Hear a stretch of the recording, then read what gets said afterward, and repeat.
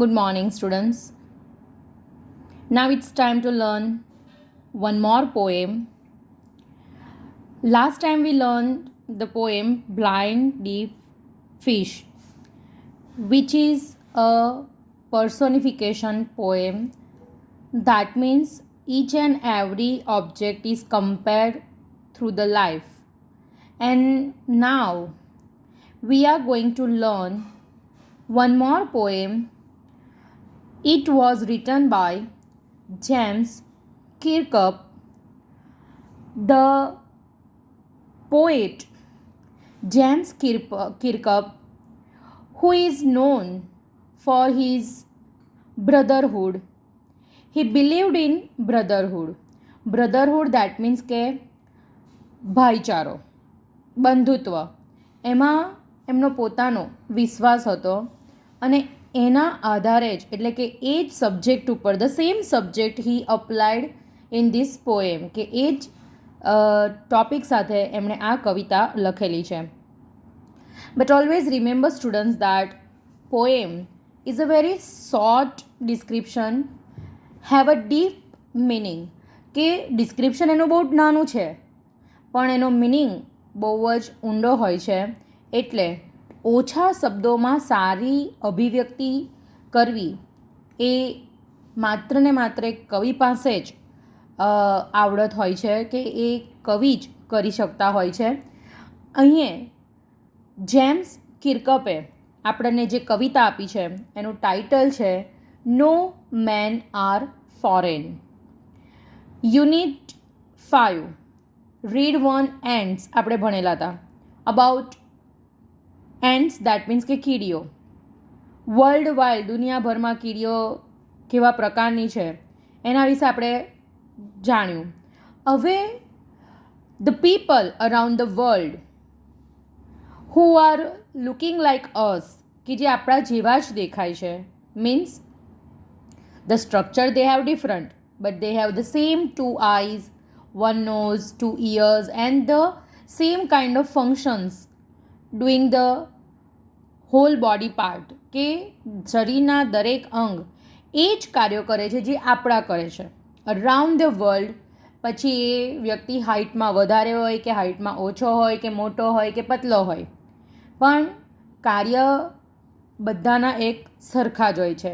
ખાવાનું, પીવાનું, ઉઠવાનું, ચાલવાનું, આવવાનું, જવાનું, એ જે બધા કાર્ય છે એ અરાઉન્ડ ધ વર્લ્ડ દરેક વ્યક્તિના કેવા હોય છે, એક સરખા હોય છે. No man are foreign. The title is appropriate, કે કોઈ જ વ્યક્તિ વિદેશી નથી. Through the poem no man are foreign, the poet gives the message that the world is a family and we should live in the family with brotherhood. કે દુનિયા એક વૈશ્વિક કુટુંબ છે. આપણે પેલું કહીએ છીએ ને ગુજરાતીમાં, સંસ્કૃતમાં છે વસુધૈવ કુટુંબકમ, એટલે કે વિશ્વ એક દુનિયા છે અને આપણે એ દુનિયામાં બંધુત્વની ભાવના સાથે જીવવાનું છે. The poet says that here no one is outsider, કે આ દુનિયામાં કોઈ જ વ્યક્તિ બહારનો નથી. આઉટસાઇડર એટલે કે કોઈ બહારથી આવેલું નથી. ઓર અ સ્ટ્રેન્જર, કે કોઈ અજાણ્યો નથી. ઓર અ ફોરેનર, કે કોઈ વિદેશી નથી. બધા જ એક સરખા છે, બધાની પાસે સેમ કાઇન્ડ ઓફ ફિલિંગ્સ છે. જેમ આપણે ત્યાં આપણે માન સન્માન, જે બધા ઇમોશન્સ છે, પ્રેમ છે, લાગણી છે, સહાનુભૂતિ છે, એ અનુભવીએ છીએ, એવા જ સેમ ઇમોશન્સ ફોરેનમાં લોકો અનુભવે છે. એટલે કે દુનિયાના કોઈ પણ વિસ્તારમાં તમે જાઓ કે કોઈ પણ દેશમાં તમે જાઓ, people have the same kind of feelings, કે લોકોમાં આ લાગણીઓ હોય જ છે. ત્યાં પણ દયા, કૃપા જેવી લાગણીઓ છે જ. All live on our land, કે બધા જ આપણી આ જ ભૂમિ ઉપર જીવે છે.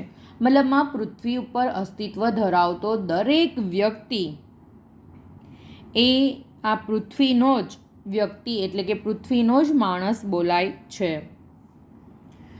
Air, light, water they consumed are the same. પછી જેમ આપણે શ્વાસમાં હવા લઈએ છીએ, જેમ આપણને સૂર્યપ્રકાશની જરૂર પડે છે, પાણીની જરૂર પડે છે, એવી જ રીતના દેશ અલગ અલગ વિવિધ દેશોમાં વસતા લોકોને પણ પોતાનું જીવન નિર્વાહ કરવા માટે આ બધી જ વસ્તુની જરૂર પડે છે. એવું કોઈ છે જ નહીં કે ભાઈ આપણે જે રીતના જીવીએ છીએ તો ક્યાંક રશિયામાં લોકો અલગ રીતે જીવે છે. હા, કદાચ પ્રદેશ ઠંડા હોય છે, પણ માણસની રિક્વાયરમેન્ટ તો એ જ છે. શ્વાસ લેવા માટે ઓક્સિજન એટલે કે હવા જોઈશે, સૂર્યપ્રકાશ જોઈએ છે અને પીવા માટે પાણી જોઈએ છે. ને આ દરેક દેશમાં રહેતા લોકોની રિક્વાયરમેન્ટ છે જ. એટલે પૃથ્વી ઉપર અસ્તિત્વ ધરાવતા દરેક વ્યક્તિ એક સરખા જ છે. Ultimately the poet try to convey the message that we all are alike. આપણે બધા એક સરખા છીએ. The people of all countries do the same labour. કે દુનિયાભરના લોકો બધા એક સરખું જ કામ કરે છે. પછી એ ઇન્ડિયામાં હોય, ફોરેનમાં હોય કે અન્ય કોઈ બીજા દેશમાં હોય, બધા જ મતલબમાં અહીંયા પણ કાર્પેન્ટર છે, ત્યાં પણ કાર્પેન્ટર હોય, અહીંયા પણ ટીચર્સ છે, ત્યાં પણ ટીચર્સ છે, અહીંયા પણ એન્જિનિયર્સ છે, ત્યાં પણ ડૉક્ટર્સ છે, અહીંયા પણ ડૉક્ટર્સ છે. Everywhere the professions and the people who are living there working the same kind of task. અમુક જે ચોક્કસ કામ છે એ લોકો પણ કરે જ છે. માત્ર ઇન્ડિયન્સ જ કરે છે એવું છે નહીં. મતલબ કેટલીક વાર એવું બને કે ભાઈ આપણે ત્યાં લેબર વર્ક વધારે દેખાય, ત્યાં એ લોકો ટેકનોલોજીનો ઉપયોગ કરીને એટલું લેબર વર્ક ઓછું કરી દે. Their eyes are the same as ours. એ લોકોને પણ આપણા જેવી જ આંખો મળેલી છે. Hearts can be won through love. અને તેઓ પણ હૃદયથી જ બીજાના પ્રેમને જીતે છે. All know that life is the same on different land. આપણે બધા જ જાણીએ છીએ કે અલગ અલગ ભૂમિ ઉપર અસ્તિત્વ ધરાવતા વ્યક્તિઓ એક સરખું જ જીવન નિર્વાહ કરે છે. એમાં કંઈ જ જુદું છે નહીં. એટલે જ કવિએ આ ટાઇટલ આપેલું છે, no man are foreign.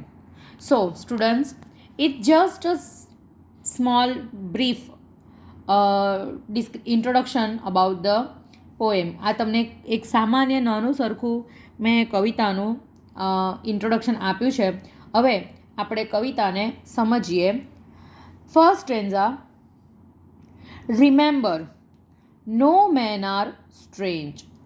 The poet addressing us. કવિ આપણને અડ્રેસ કરીને કહે છે, એટલે કે આપણને કહે છે, શું કહે છે કે યાદ રાખો, રિમેમ્બર, યાદ રાખો, નો મેન આર સ્ટ્રેન્જ, કે કોઈ પણ વ્યક્તિ અજાણી નથી. સ્ટ્રેન્જ, અજાણી. કયા અર્થમાં? એટલે આપણે એ વ્યક્તિને ન ઓળખતા એ વસ્તુ અલગ છે, એના નામથી કે નથી, પણ આપણી સામે કોઈ પણ વ્યક્તિ આવીને ઊભું રહે તો આપણને ખબર તો પડે ને, he is a human being. બરાબર છે.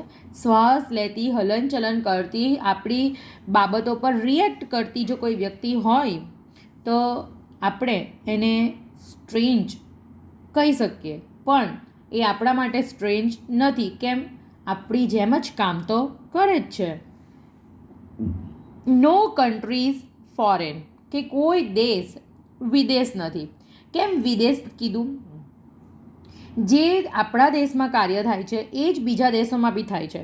જેમ આપણે ત્યાં રાજનીતિ છે તેમ ત્યાં પણ રાજનીતિ છે. જેમ આપણે ત્યાં વોટ્સ એન્ડ ઓલ દેટ બરાબર છે થતું હોય છે, વોટિંગના તે બધું, એ ત્યાં પણ બીજા દેશોમાં પણ ઇલેક્શન્સને વોટિંગ પ્રોસેસને બધું થતું હોય છે.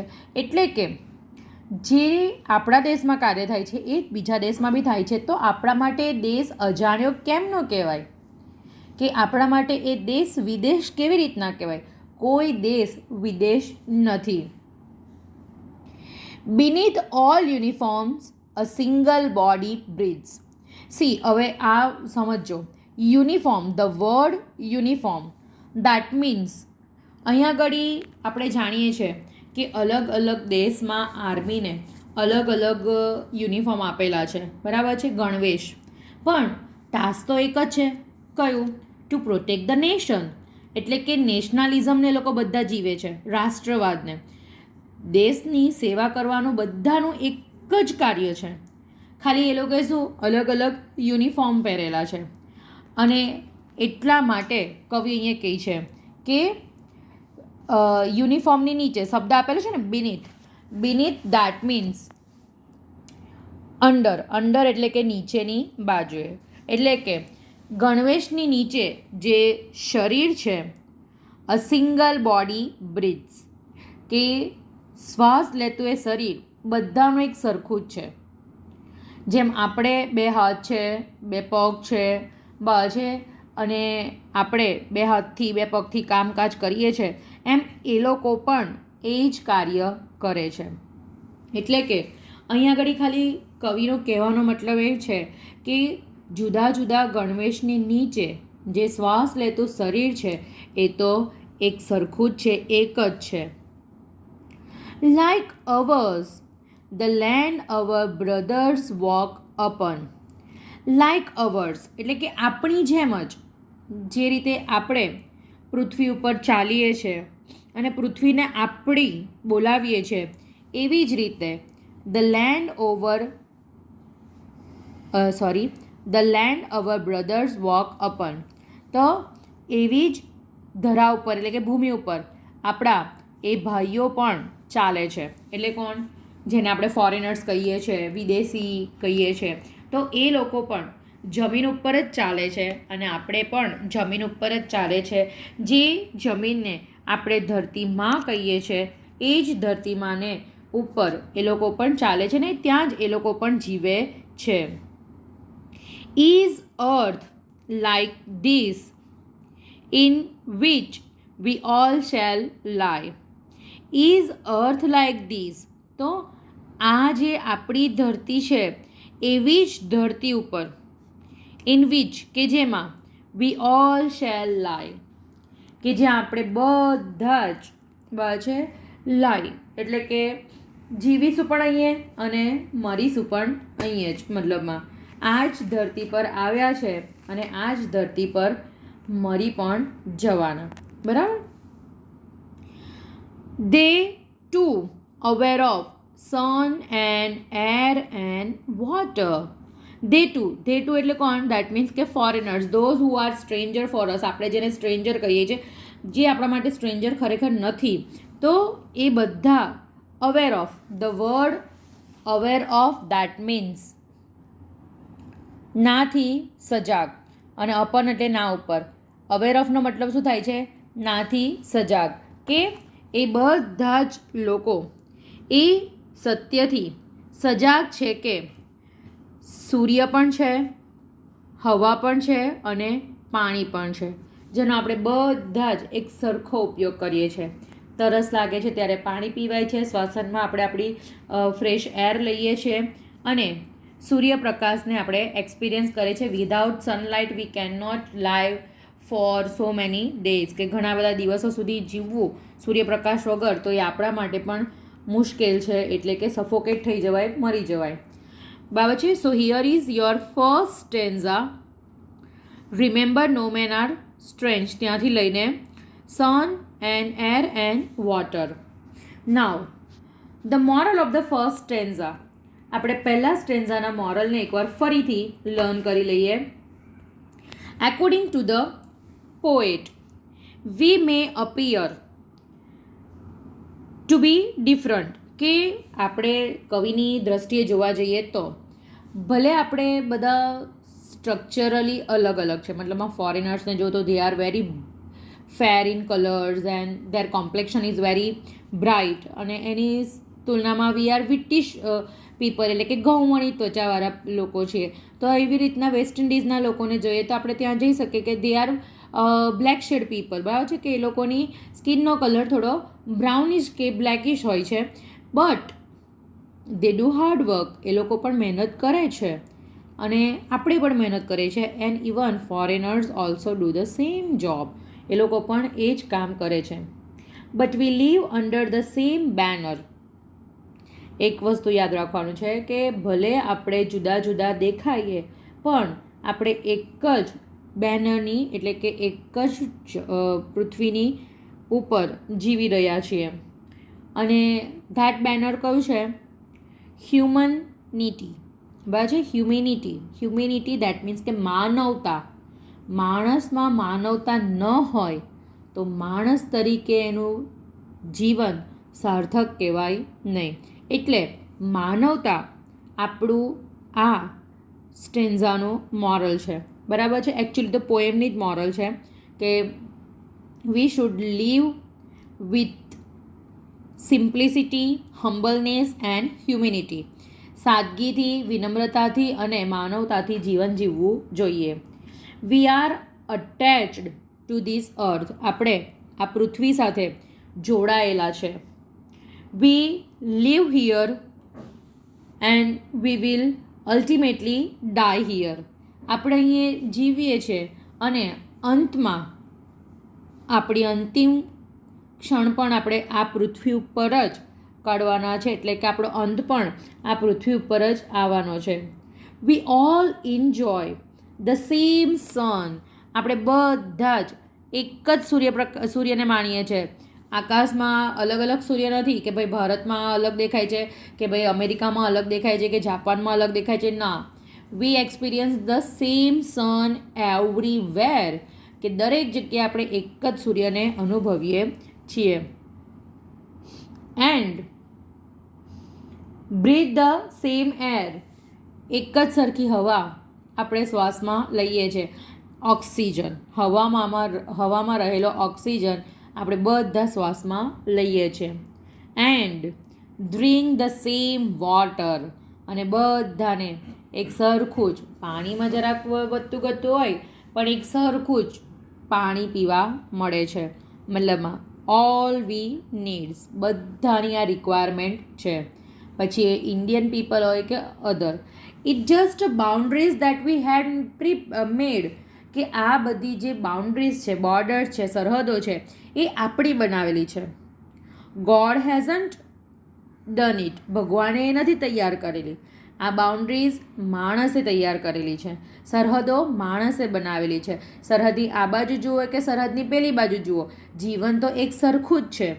એમાં કંઈ જ વિવિધતા નથી. ત્યાં પણ લોકો અલગ અલગ પ્રકારના પોશાક પહેરીને, અલગ અલગ તહેવારોમાં અલગ અલગ પ્રકારની વાનગીઓ બનાવીને, એટલે કે કહેવાનો તાત્પર્ય એ છે કે customs, traditions and their beliefs are different, but the common fact is that they are also human being. એક સામાન્ય વાસ્તવિકતા એ છે કે તેઓ પણ આપણી જેમ મનુષ્ય જ છે અને આપણી જેમ જ જીવે છે, લાગણીઓને અનુભવે છે અને કુદરતને એક્સપિરિયન્સ કરે છે. So here is the first stanza of the poem. I hope you can understand the poem very well. The first stanza of the poem very well. The second and third stanza I will explain in another video. Thank you, students.